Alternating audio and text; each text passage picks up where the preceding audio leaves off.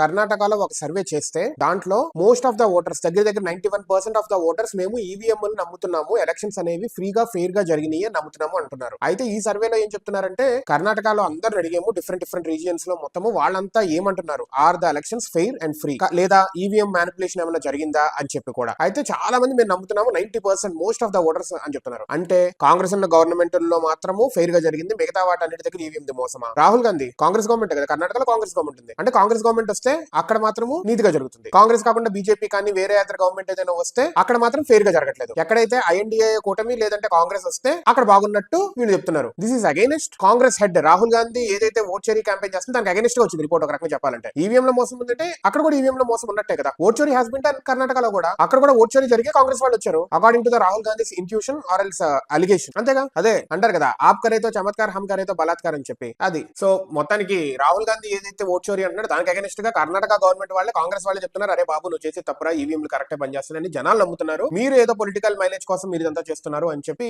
He's claiming అని కాంగ్రెస్ వాళ్ళు చెప్పకనే చెప్పినట్టు కర్ణాటక కాంగ్రెస్ వాళ్ళు. అంతే కదా.